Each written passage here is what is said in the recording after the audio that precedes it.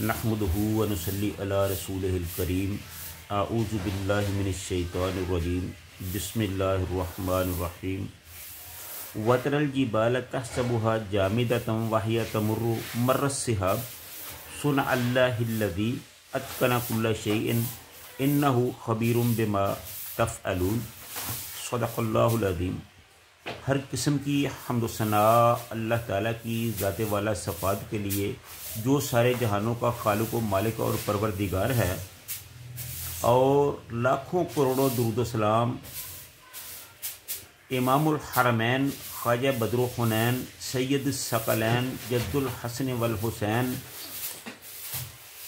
हज़रत मुहम्मद रसूलुल्लाह सल्लल्लाहु अलैहि व आलिहि वसल्लम के लिए, जिनको अल्लाह ताला ने सारे जहानों का सरदार बनाया, सारे नबियों का इमाम बनाया, हमें उनका उम्मती बनाया और उनको हमारा हादी रहबर और पेशवा बनाया। जिस तरह पहली आयत में अल्लाह ताला ने क़यामत के दिन का जिक्र किया था, यहाँ भी अल्लाह ताला ने क़यामत के दिन का जिक्र किया है। फरमाया वतरल जिबाल तहसबुहा, कि आप देखते हो पहाड़ों को और गमान करते हो, ख्याल करते हो कि जामिदतन, वो अपनी जगह पर जामिद है, साकत है, मजबूत है, जमे हुए हैं। वाहिया तमुर्रो, हालांकि वो तो उड़ते फिर रहे हैं, मर्रस सहाबा, बादलों की तरह। यानी वो जो पहाड़ हैं क़यामत के दिन इस तरह उड़ते फिर रहे होंगे जिस तरह रुई जो है वो उड़ती फिरती है। जैसा कि सूरह अल-कारिया में अल्लाह ताला ने फरमाया वतकूनुल जिबालु कल इहनिल मनफूश, के पहाड़ जो है वो रुई के गालों की तरह फ़ज़ा में उड़ते फिर रहे होंगे। तो मेरे भाइयों, जब पहाड़ों जैसी अजीम मखलूक, उनका ये हाल है कि वो इस तरह फ़ज़ा में उड़ते फिर रहे होंगे कि जैसे रुई गालों की तरह उड़ रही होती है, तो जब पहाड़ों की ये सूरत हाल है तो फिर इंसानों की वहाँ क्या औकात है, इंसानों का वहाँ क्या हाल होगा। यहाँ अल्लाह ताला क़यामत की सख्ती को, क़यामत की होलनाकी को, क़यामत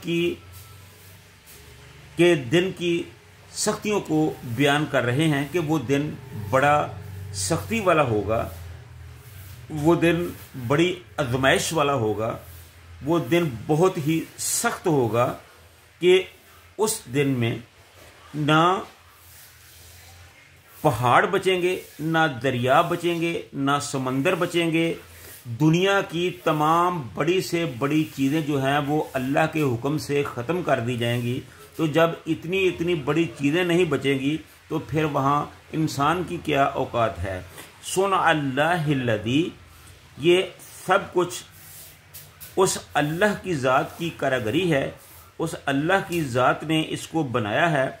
अत्क़ना कुल्ला शैइन, बहुत मजबूती के साथ, यानी हर चीज़ को अल्लाह ताला ने बहुत ही मजबूती के साथ बनाया है। ज़ाहिर है ये कि जिन चीज़ों का अल्लाह ताला जिक्र कर रहे हैं कि वो पहाड़ हैं, इतने मजबूत हैं, इतनी मजबूती से अपनी जगह पर जमे खड़े हैं, तो ये अल्लाह ताला की कारीगरी है, ये अल्लाह ताला की कुदरत है कि उसने इन पहाड़ों को इस तरह मजबूत जो है वो बनाया है।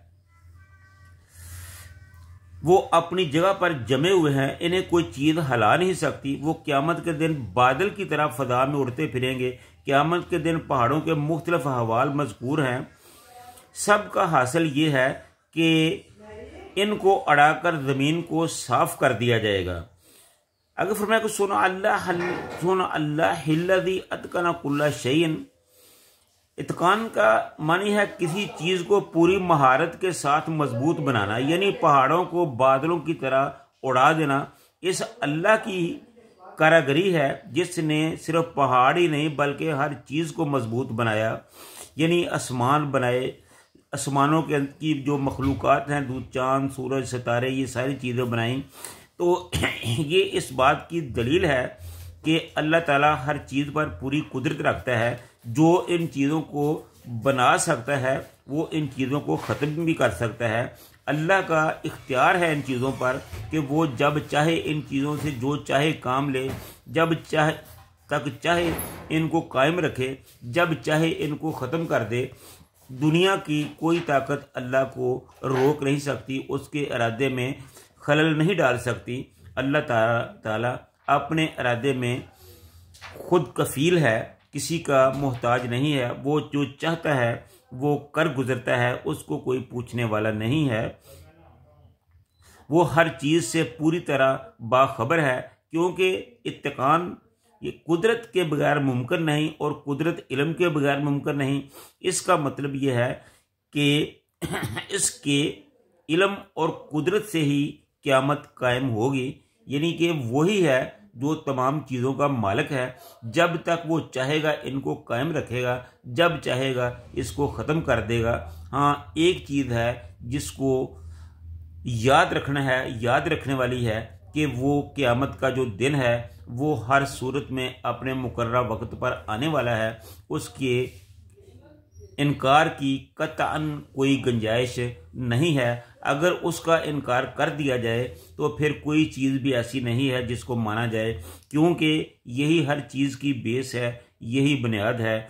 यही कुफार के साथ अम्बिया का झगड़ा था कि वो क़यामत को नहीं मानते थे और अम्बिया उनको तलकीन करते थे कि उसका इनकार ना करो वरना तुम नुकसान में चले जाओगे, तुम अदाबों का शिकार हो जाओगे।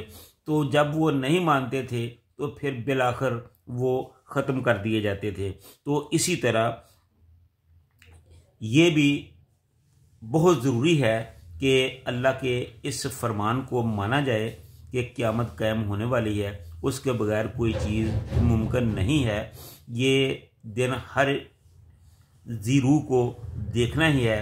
उस दिन अल्लाह ताला सवाल जवाब करेंगे, तो जिससे अल्लाह ने सवाल कर लिया उसके लिए कोई जय फरार नहीं होगी। जिसको अल्लाह ताला ने सवाल से मुस्तस्ना कर दिया, छोड़ दिया, ना पूछा, तो उसके लिए खुशी की इंतहा होगी। तो इसलिए हमें चाहिए कि क़यामत के हवाले से हम क्लियर हो जाएं, क़यामत की तैयारी करें।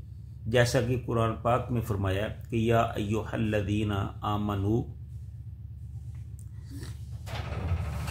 कि अल्लाह ए ईमान वालो, अल्लाह ताला से डर जाओ और कल के लिए यानी क़यामत के लिए जो आगे भेजना है उसकी तैयारी करो। तो इसलिए हमारे दुनिया पे आने का मकसद ही ये है कि क़यामत के लिए, आखिरत के लिए, आगे जाने के लिए इस दुनिया में रहकर तैयारी की जाए। यानी नमाज, रोज़ा, हज, ज़कात, नेक अमाल, इनका एहतमाम किया जाए, गुनाहों से बचा जाए। तो अल्लाह ताला से दुआ है कि अल्लाह ताला हमें नेक कामों वाली ज़िंदगी इख्तियार करने की तौफ़ीक अता फ़रमाए और बुराइयों से महफूज रखे। अल्लाह ताला अमल की तौफ़ीक अता फ़रमाए। आमीन।